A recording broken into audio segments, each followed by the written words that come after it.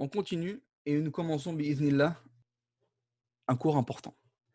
Un cours, quand vous regardez le nombre de pages qui peut paraître long, mais qui, heu, qui n'est pas pour autant très compliqué. Mais c'est un cours vraiment essentiel. C'est le cours qui va me servir à exprimer «il y a». Comment donc est-ce que l'on fait dans la langue arabe pour dire «il y a»? Il y a dans la mosquée un étudiant. Il y a un problème dans cette phrase. Il y a 2 erreurs dans ton contrôle. Il y a, il y a un cours après la prière du Maghreb. Comment on fait donc pour traduire une phrase avec «il y a» dans la langue arabe? Eh bien, on se concentre et on va voir les différentes manières de faire, comment ça fonctionne, cette leçon-là. OK? Alors, exprimer «il y a». Première des choses que vous devez retenir, c'est qu'il n'y a pas dans la langue arabe de «il y a». Il n'y a pas de mot qui va me traduire «il y a». Et après je mets, le mot. Après je mets le mot qu'il y ait. Par exemple, je ne vais pas dire: «Il y a un livre». Il y a pas un mot qui veut dire: «Il y a» et après je mets «kitab». Il y a pas un mot comme ça dans la langue arabe où, qui va pouvoir me traduire «il y a», cette expression-là. Donc comment est-ce que l'on fait pour traduire le sens de «il y a» dans la langue arabe? Eh bien, retenez cette phrase-là. Pour traduire et exprimer «il y a», on va utiliser la phrase nominale inversée. Ça veut dire quoi inversée? Une phrase nominale, c'est un mubtada et un khabar comme on le sait. Eh bien, on va inverser entre les 2 éléments. D'habitude, on commence par le mubtada et ensuite on mettait le khabar. Eh bien là, pour faire il y a, le sens d'il y a, on va mettre le khabar en premier, qui va être une shibu jumla. D'accord? Une shibu jumla, on rappelle, c'est un harfu jar et un mot, ou un maf'ul fihi et un mudaf ilayh. Et ensuite, on mettra le mubtada. Donc en premier, on va avoir la shibu jumla, qui est le khabar, et en deuxième, on va avoir dans la phrase le mubtada, au cas sujet. Pourquoi est-ce qu'on utilise une phrase nominale inversée pour traduire il y a? Parce que quand vous réfléchissez bien, il y a, ça a le sens du verbe être également. Une phrase avec il y a, je peux la faire avec le verbe être. Exemple, si je vous dis il y a une voiture dans la rue, il y a une voiture dans la rue, je peux reformuler cette phrase avec le verbe être. Et je dis une voiture est dans la rue. On est tous d'accord que ça veut dire la même chose. Une voiture est dans la rue, il y a une voiture dans la rue, c'est quoi la différence? C'est la même chose.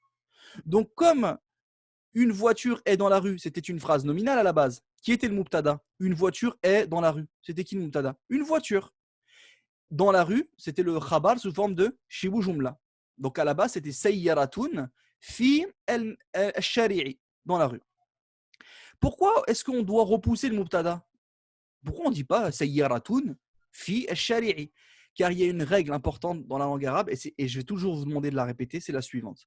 Lorsque le mubtada est indéfini, une voiture, et que le khabar est une shibu jumla, on est obligé de repousser le mubtada.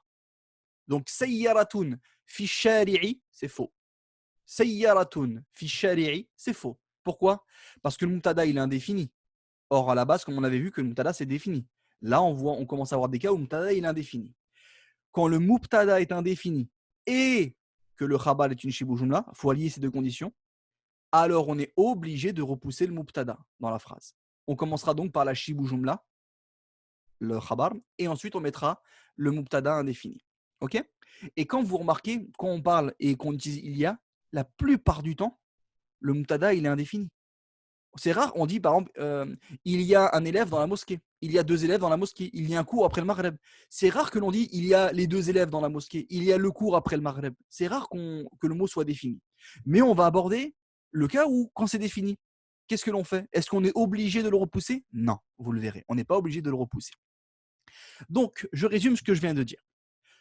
Pour exprimer il y a, on va utiliser une phrase nominale inversée. D'accord? Une phrase nominale inversée. Ça veut dire qu'au lieu de commencer par le mubtada, on va commencer par le khabar. Et ce khabar sera une shibu jumla. Donc on va commencer par le khabar et ensuite on mettra le mubtada. Pourquoi est-ce qu'on fait une phrase nominale? La réponse, on a dit parce que il y a, ça a le même sens que le verbe être. Il y a un élève dans la mosquée, ça revient à dire un élève est dans la mosquée. On est tous d'accord par rapport à cela. Donc, on va utiliser le système de la phrase nominale, sauf que l'on va inverser entre les éléments. Pourquoi? Et ça, c'est ce que je veux que vous reteniez, pardon, c'est la condition. D'accord? Cette condition-là, elle est là, je l'encadre. Parmi les règles de la phrase nominale, il y a le fait qu'on doit, c'est un devoir, c'est une obligation, on doit repousser le mubtada lorsqu'il est indéfini. Ça ne suffit pas. Et que son khabar est sous forme de shibu jumla. D'accord? Quand on a deux éléments, on a un mubtada indéfini et on a un khabar sous forme de shibu jumla, donc ce qui sera le cas quand on veut exprimer le sens d'Ilia, eh bien on repoussera le mubtada. Sauf des exceptions qu'on étudie en 4e année. Donc il y a un homme dans la mosquée, ça revient à dire un homme est dans la mosquée. Dans la phrase arabe, qui va être en premier? Qui peut me dire par rapport à la règle que je viens d'encadrer? Il y a un homme dans la mosquée, un homme est dans la mosquée. Dans la mosquée? Exactement. On commencera par dans la mosquée. Pourquoi? Parce que faut repousser le khabar. Faut repousser le khabar. Pour repousser le khabar? Non, pas le khabar. Non, le mubtada. Pour Et repousser le mubtada, pourquoi? il y a la shibu jumla. Je veux qu'on me réponde avec ce qui est dans l'encadré. On doit repousser le mubtada lorsqu'il est Indéfini. indéfini. Et que le khabar, il est sous forme de shibu jumla. On voit bien que le khabar, c'est une shibu jumla ici, dans la mosquée. D'accord? Et le mubtada, on voit bien qu'il est un homme indéfini. Eh bien, dans la langue arabe, je suis obligé, dans la langue arabe, de faire quoi? Je suis obligé de mettre un homme après dans la mosquée. Donc, je vais commencer par dans la mosquée, fi el masjidi, et ensuite je mettrai le mubtada, un homme. Comme c'est un mubtada, le mubtada, il est auquel cas? Il est au cas sujet, n'est-ce pas? Marfou'. Donc, fi el masjidi, rajulun. Et j'ai traduit le sens d'il y a. Si vous dites à un arabe, fil masjidi rajulun, il a très bien compris que vous voulez lui dire, il y a un homme dans la mosquée. D'accord? Par contre, si vous oubliez le fait de le repousser, quelqu'un va traduire, un homme est dans la mosquée, ou il y a un homme dans la mosquée, quelqu'un va traduire, rajulun fil masjidi. Donc, il a bien mis les éléments, il a bien mis Rajul au cas sujet, car c'est le Mubtada, il a bien mis la Shibu Jumla, fil masjidi, mais il n'a pas repoussé un homme. Eh bien, vous savez ce que ça veut dire dans la langue arabe? Ça fait le sens de la dua, ça fait une invocation. Rajulun fil masjidi, c'est comme si vous disiez, faites qu'il y ait un homme dans la mosquée, qu'un homme soit dans la mosquée, j'espère qu'un homme est dans la mosquée. C'est comme si vous invoquiez, vous faisiez une dua, vous avez un souhait, c'est qu'un homme soit dans la mosquée. D'accord? Donc ça change le sens. Au lieu de dire il y a un homme dans la mosquée, vous avez dit pourvu qu'il y ait un homme dans la mosquée. Vous êtes en train de faire une dua. Comme dans le Coran, Allah dit Wailun lil mutaffifin. Malheur aux fraudeurs. Wailun likulli humazatin lumaza. Vous voyez ici Wailun, c'est le mubtada, il est au cas sujet, mais il est au tout début. Et li kulli humazatin lumaza, à tout diffamateur calomniateur, wailun lil mutaffifin, c'est bien une shibu jumla. Lil mutaffifin pour les fraudeurs. Pourtant, wailun, il est resté au tout début. Pourquoi? Alors que tu nous as dit que quand le mubtada il est indéfini et que le khabar est une shibu jumla, on doit le repousser. Pourquoi Allah n'a pas dit lil mutaffifin wailun? Pourquoi Allah n'a pas dit li kulli humazatin lumazatin wailun? Pourquoi ça n'a pas été repoussé? Réponse, quand je ne repousse pas, ça me fait le sens de la dua, de l'invocation. Malheur aux fraudeurs. Que le malheur soit sur les fraudeurs. Que le malheur soit sur qu'un malheur soit sur les diffamateurs calomniateurs. Donc attention à vous. Lorsque vous voulez exprimer il y a, que vous oubliez de repousser le mubtada.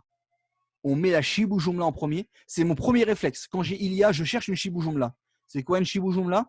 Un hafujar plus un mot. D'accord? Dans la mosquée de la ville, sur le bureau et ainsi de suite. Ou bien un maf'ul fihi, plus le mudaf ilayh. D'accord? Plus ce qui suit. Par exemple, il y a devant la mosquée un homme. Il y a derrière la porte un homme. Il y a après la prière du Maghreb un cours. Vous voyez, ça c'est également une shibu jumla, car il y a un maf'ul fihi plus un mudaf ilayh. Donc, en premier, on va commencer par quoi? Pour traduire il y a. Il n'y a pas il y a pas de mot qui veut dire il y a. On va traduire en arabe en mettant la shibu jumla en premier et la chose qu'il y a, on la met en deuxième. C'est le mubtada. Donc, par exemple, il y a un élève dans la mosquée, fil masjidi. Ensuite, je mettrai élève, tilmidun. Ok? Fil masjidi, tilmidun. Je commence par Shibu Jumla, c'est la première chose que je cherche, c'est la première chose qui va apparaître dans ma phrase, c'est le khabar qui a été avancé. Et la chose qu'il y a, c'est elle que je repousse. D'accord? C'est elle que je mets après, c'est le mubtada. Et comme c'est un mubtada, retenez bien ça, il est au cas sujet. Comme c'est un mubtada, il est au cas sujet. Et on va voir comment on fait la négation. Et le piège dans lequel tombent les étudiants, car ils ne se rappellent pas que les éléments sont inversés. Quand on va nier, c'est une phrase nominale, on a dit il y a. Pour nier une phrase nominale au présent, comment on fait? On met les issa ou on met ma. Très bien, qu'est-ce qu'ils font les issa et ma? Ils mettent le khabar au cas direct. Mais c'est qui le khabar ici? C'est là chez Boujumla. C'est pas le mot on a repoussé. Donc quand je vais mettre Leïssa fil masdidi, un élève, faites attention à ne pas dire Leïssa fil masdidi tilmizan. Parce que ce n'est pas le khabar tilmizan. C'est quoi? C'est le mubtada repoussé. Est-ce que Leïssa et Ma, ils agissent sur le mubtada? Ils n'agissent pas sur le mubtada. Donc ça, c'est le piège que l'on va voir tout à l'heure, qu'il faudra éviter. C'est de mettre le mubtada au cas direct, quand il y a Leïssa, quand il y a Kana, etc. Car ce n'est pas le khabar. Certes, il est repoussé, il est à gauche.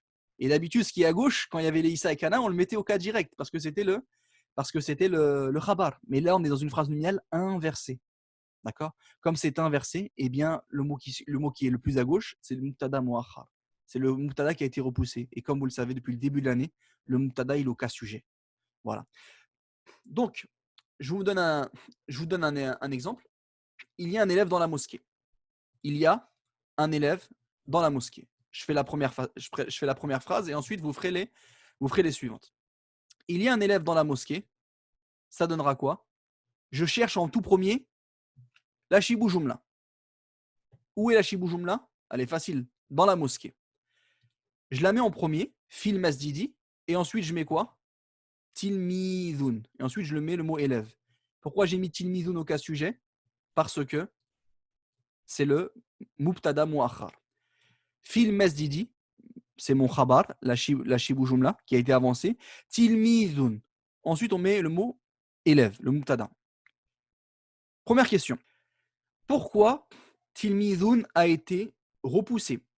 Pourquoi je n'ai pas écrit tilmizun fil masdidi? Alors que en français, avec le verbe être, la phrase c'est un élève est dans la mosquée. Il y a un élève dans la mosquée, un élève est dans la mosquée, c'est la même chose. Pourquoi je n'ai pas laissé tilmiz au début?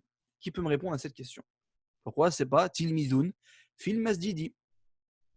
Parce qu'il a indéfini et parce qu'il y a une Shibu Jumla en plus. Presque, tout bon.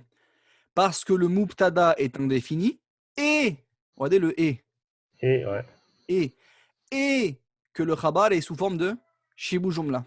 La preuve que la shibu jumla c'était un khabar, premièrement parce qu'une shibu jumla ça peut pas dans la langue arabe être un mubtada. Première des choses, un mubtada c'est jamais une shibu jumla. Donc s'il y a une shibu jumla ça peut être qu'un khabar. Et parce que quand je reformule en français, un élève est dans la mosquée, on voit bien que ce qui vient après le verbe être, donc c'est le khabar, c'est bien dans la mosquée. Fil mazidi, c'est le khabar. Donc lorsqu'on a une phrase avec il y a, c'est comme si on avait une phrase avec le verbe être, sauf qu'on inverse les éléments. Il y a un élève dans la mosquée, le sens c'est un élève est dans la mosquée. Pourquoi est-ce que l'on ne dit pas tilmizun fil masjidi? Car c'est cette règle que j'ai encadrée, c'est une règle de la langue arabe. Lorsque le mubtada il est indéfini et que le khabar est une shibu jumla, on doit repousser le mubtada. D'accord? Fil masjidi tilmizun.